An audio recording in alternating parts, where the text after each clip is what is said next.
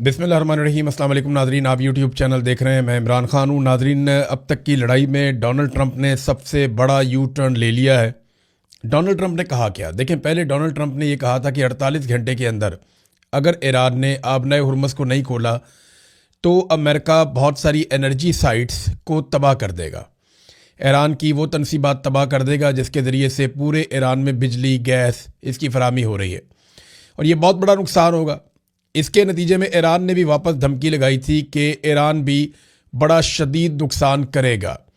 कुछ जो डॉक्यूमेंटेड चीज़ें सामने आई हैं, मैं पहले आपके साथ शेयर कर देता हूँ, इससे पहले कि मैं आपको बताऊँ कि ईरान ने क्या कुछ करने का दावा किया था। ये क्लैश रिपोर्ट है, ये बताती है जनाब कि ईरान ने रिटेलिएशन में जिन टारगेट्स को शॉर्टलिस्ट किया था कि इनके ऊपर अटैक करेगा, इसमें सऊदी अरब में 2 टारगेट थे। एक डीसैलिनेशन प्लांट था जहाँ पे वो पानी को, समंदर के पानी को पीने के काबिल बनाते हैं, ये रासुल खैर में।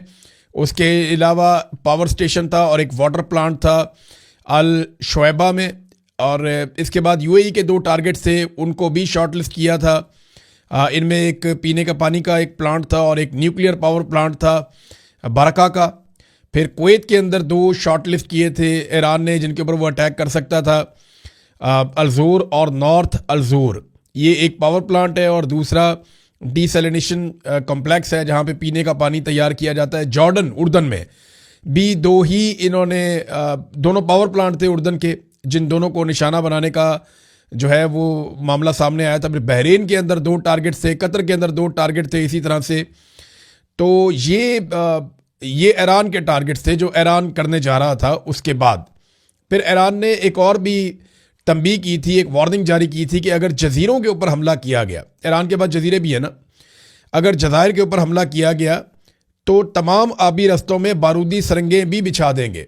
ईरान ने यह भी कहा था कि अगर जिस मुल्क से अटैक किया जाएगा जजीरों के ऊपर, उस मुल्क को उसकी कीमत चुकानी पड़ेगी। ख़ास तौर पे यूएई के लिए ईरान ने एक वार्निंग जारी की थी, जो मैंने आपको पहले बताया था कि रासुल खैमा जो उनका पूरा शहर है उसको जो है वो अटैक कर सकते हैं। ये ईरानियों ने इसका इशारा दे दिया था, कह दिया था, बाकायदा अनाउंसमेंट हो गई थी। और अब उन्होंने ये कहा कि अगर अमेरिका ऐसा करता है और जजीरों के ऊपर हमला किया जाता है तो तमाम आबी रस्तों में बारूदी सुरंगें हम बिछा देंगे। फिर यहाँ से, यानी पानी के अंदर से बारूदी सुरंगें उठाना इतना आसान नहीं होता, ये बहुत मुश्किल काम है और इसमें कई महीने लग जाने थे। और पूरी दुनिया के अंदर तेल की ऐसी किल्लत पैदा होनी थी कि आलमी मंडी बिगाड़ पैदा हो जाना था एक बहुत बड़ा, और अभी भी पैदा हो चुका है। तेल की कीमतें लगातार बढ़ती चली जा रही हैं। अब ट्रंप ने जो स्टेटमेंट दिया, पहले आप वो स्टेटमेंट देखें, फिर मैं आपको बताता हूँ ट्रंप ने ये बयान दिया क्यों, ये यू टर्न ट्रंप को क्यों लेना पड़ा। डोनाल्ड ट्रंप ने कहा है कि मशरिक़ वस्ता के तनाज़े के मुकम्मल और जामे हल के हवाले से तामीरी बातचीत हुई है।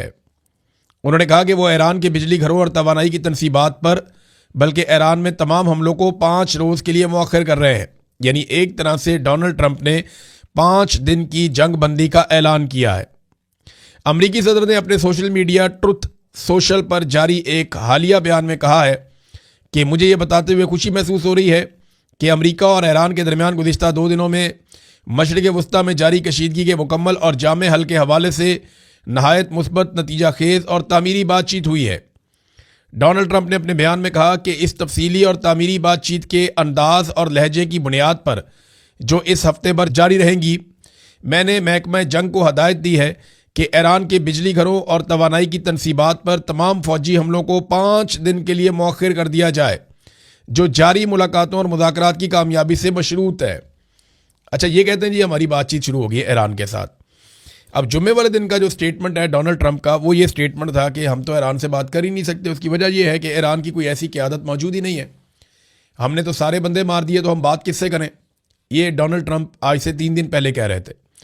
आज डोनाल्ड ट्रंप कह रहे हैं जी हमारी उनके साथ बातचीत हो रही है। किन के साथ बातचीत हो रही है कुछ नहीं बताया गया, जबकि ईरान ने इसके हवाले से कैटेगोरिकली कह दिया कि हमारी कोई बातचीत नहीं हुई। ईरान ने साफ कह दिया कि हमारी कोई किसी से बातचीत नहीं हुई। ये डोनाल्ड ट्रंप सिर्फ खौफजदा हो गए हैं जिन जवाबी हमलों का हमने तस्करा किया था, और इस वजह से डोनाल्ड ट्रंप को पीछे हटना पड़ा। देखिए, एक चीज़ तो मैं आपको क्लियर कर दूं कि हमले तो किए हैं, ऐसा नहीं है कि 48 घंटा पूरा होने पे हमला नहीं किया गया अमेरिका की जानिब से। अमेरिका ने और इसराइल ने तवानाई के इंफ्रास्ट्रक्चर पे हमले किए हैं। और डोनाल्ड ट्रंप ने जब ये धमकी दी थी कि उसके बाद ही फौरी तौर पे जब उन्होंने कहा डोनाल्ड ट्रंप ने कि हम ये हमले करने जा रहे हैं एनर्जी की तनसीबात पे, और फिर ईरान ने कहा कि हम वापस हमले करेंगे, तो इसके फ़ौरन बाद आलमी सतह पे तेल की कीमतों में भी इजाफा हो गया और स्टॉक मार्केट में भी बड़ी शदीद मंदी आई दुनिया में। अब इसका दबाव अमेरिका के ऊपर पड़ा, डोनाल्ड ट्रंप के ऊपर पड़ा, तो फिर डोनाल्ड ट्रंप को यू टर्न लेना पड़ा अटैक करने के बावजूद। ईरान ने अभी रिटेलिएशन करनी है, जितना अटैक इसराइल ने और अमेरिका ने ईरान के ऊपर किया, अभी ईरान ने अपना वादा पूरा करना है। लेकिन जो बड़ी तबाही फैलाने का एक अल्टीमेटम था वो डोनाल्ड ट्रंप ने वापस लिया। तो बड़ी वजूहत मैं आपको बताया, तो एक तो आलमी मंडी में तेल की कीमतें बहुत बढ़ गई थी, गैस की कीमतें बहुत बढ़ गई थी और स्टॉक मार्केट एकदम गिरना शुरू हो गई थी। फिर दूसरा ये है कि ईरान का एनर्जी इंफ्रास्ट्रक्चर तबाह करना इतना आसान काम नहीं है, ये बहुत कम्प्लेक्स है, बड़े अजीब तरीके से ये काम करता है और कई मुल्कों के साथ जुड़ा हुआ है, तो बड़ा तवील तरीन है ये। तो इसको मुकम्मल तौर पे तबाह करना इतना आसान नहीं है, अमेरिका को बहुत एफर्ट करनी पड़ेगी, ये बहुत लंबा टाइम लगेगा इस काम में। और तीसरा ये है कि ईरान ने जिन अहदाफ को निशाना बनाने का ऐलान किया वो मलबा भी अमेरिका पर गिर जाना था अगर वो ये करते हैं तो। चौथा ये है कि ईरान की साख अब ऐसी बन चुकी है कि जो ईरान कहता है वो कर देता है, लिहाजा इस वजह से ये डर था कि ईरान ने जो कहा है ये पीछे नहीं हटेगा।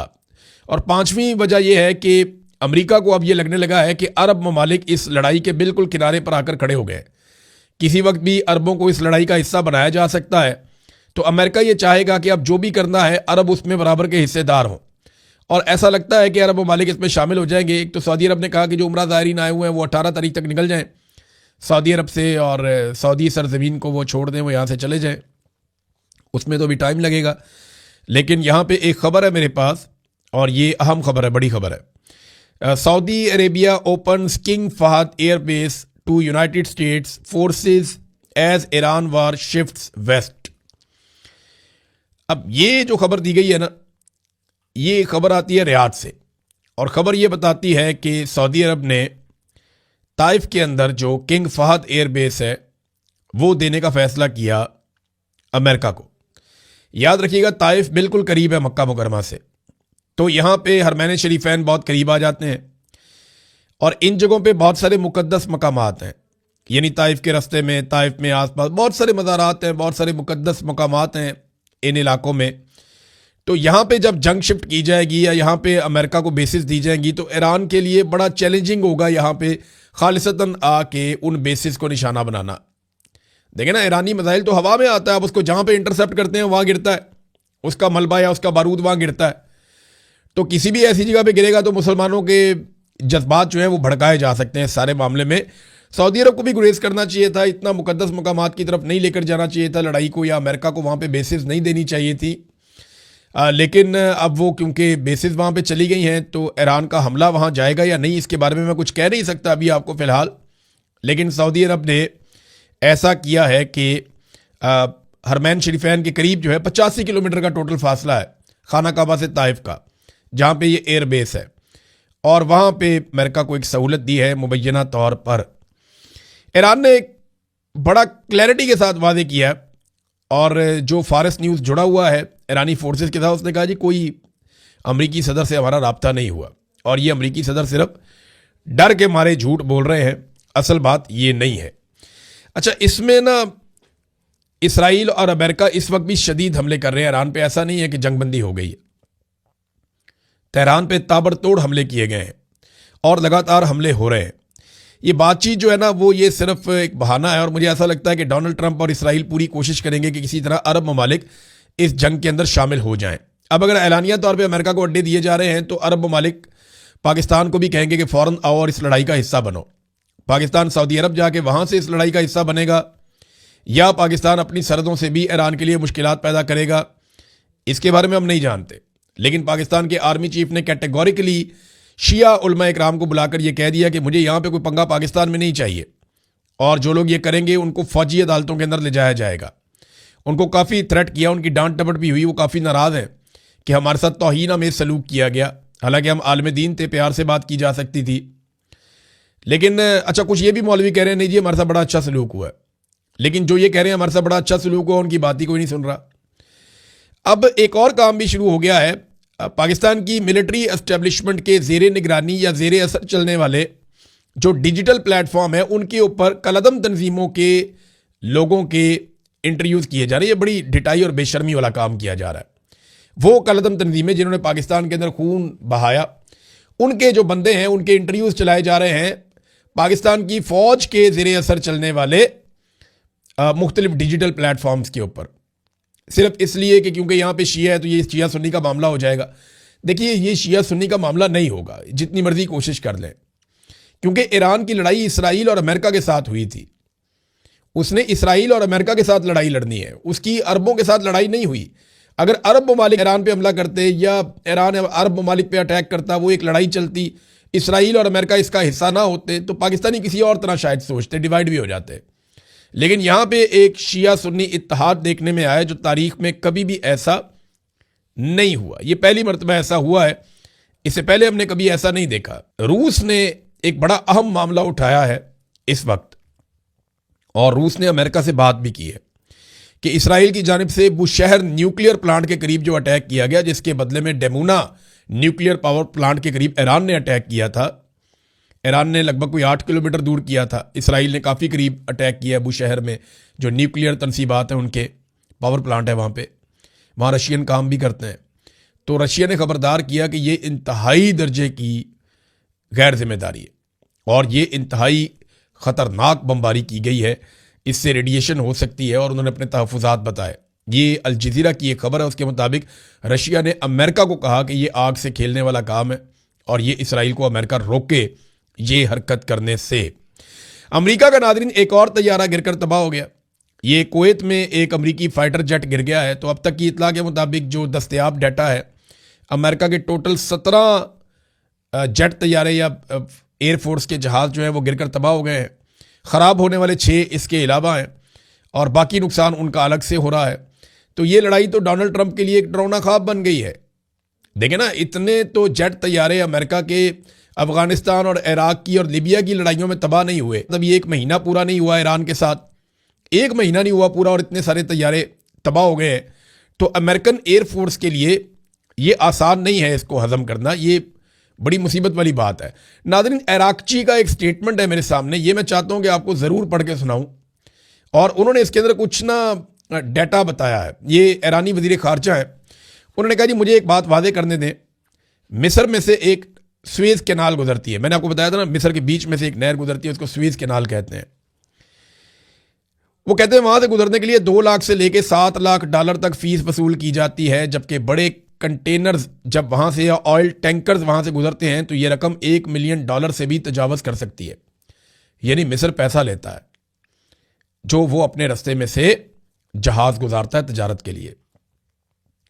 पनामा नहर से गुजरने वाले जो है वो 1 लाख से $4.5 लाख तक फ़ीस देते हैं, जबकि बड़े न्यू पनामा मैक्स जहाज़ों के लिए ये फ़ीस $5 लाख तक पहुँच सकती है।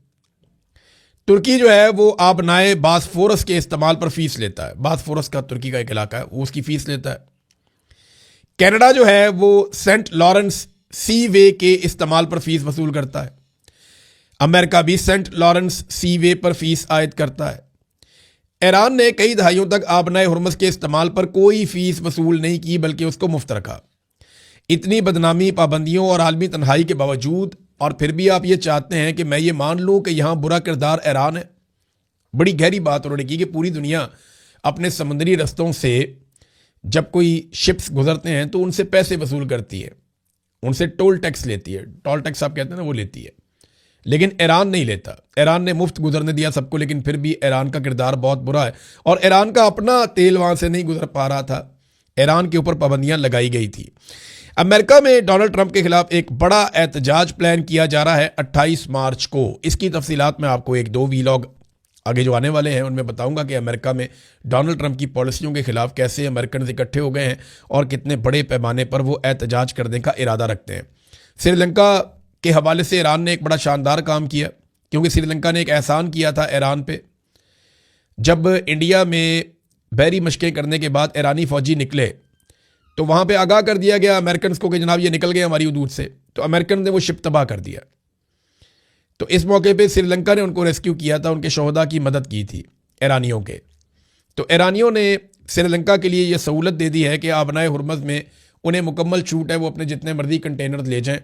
जैसे मर्जी वो इसे इस्तेमाल करें। तो ये उन्हें जो है ना इनाम दिया है ईरान ने, और ये अच्छी बात है क्योंकि उन्होंने बड़ी मदद की है उन लोगों की जो बहुत मुश्किल में थे। अब नाज़रीन आखिर में मैं सुहेल अफरीदी साहब गए वहाँ पे क्वेटा में, वहाँ उन्होंने एक जलसा किया पशीन में, और सुहेल अफरीदी का जलसा तो लंबा चौड़ा है, बहुत सारी बातें उन्होंने की हैं, लेकिन असल बात वही है जो मैं आपको बार बार बता रहा हूँ कि ये अवामी तहरीक नहीं है, ये स्ट्रीट मूवमेंट नहीं है, ये जलसा जुलसा है, ये तो आप खेलते रहें। इमरान खान मकबूल आदमी, जहाँ पे आप जाएंगे लोग निकल ही आएंगे, लेकिन ये कि बलूचिस्तान को छेड़ना ज़रूरी था, पेंडिंग था। सुहेल अफरीदी को बार बार उनकी पार्टी के लोग कह रहे थे कि आप पंजाब गए, सिंध गए, बलूचिस्तान आए, तो सुहेल अफरीदी बलूचिस्तान भी चला गया।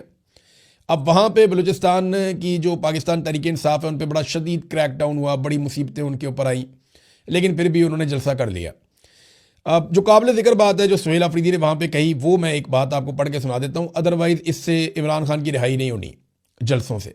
वो जब तक ये वो रिहाई फोर्स बनाने वाला अपना पूरा एक एलिमेंट है उसको मुकम्मल नहीं करेंगे, जब तक कि हकीकी स्ट्रीट मूवमेंट नहीं चलाएंगे, गली मोहल्लों तक नौजवानों को इकट्ठा नहीं करेंगे, जब तक कि लाखों नौजवान इनके साथ नहीं चलेंगे और पूरा पाकिस्तान नहीं निकलेगा, इमरान खान ऐसे बाहर नहीं आएगा।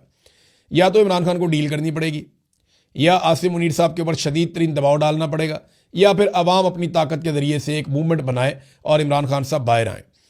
अच्छा जी, अब सुहेल अफरीदी साहब ने जो सबसे अहम बात की वो ये कि अगर हम अफगानिस्तान की बात करते हैं, अफगानिस्तान की पॉलिसी पर, जो ये बंद कमरों में पॉलिसी बनाते हैं, हम उस पर तनकीद करते हैं तो ये हमें कहते हैं अफगानिस्तान चले जाओ। जब हम इनके बंद कमरों की पॉलिसी पर तनकीद करते हैं कि ईरान के मामले में कौम को और पार्लिमान को एतमाद में लो, तो ये कहते हैं ईरान चले जाओ। ये पाकिस्तान तुम्हारे बाप का है, ये पाकिस्तान मेरा है, मैं हूं इस पाकिस्तान का मालिक, मैं हूं पाकिस्तान का आम शहरी, और पाकिस्तान का आम शहरी ही रियासत है, रियासत है, रियासत है। सुहेल अफरीदी साहब ने ये पशीन के अंदर खिताब किया है। बहरहाल बाकी चीज़ें आपके साथ शेयर करते हैं, अब तक के लिए इतने, अपना ख्याल रखिएगा, अपने इस चैनल का भी। अल्लाह हाफ़िज़।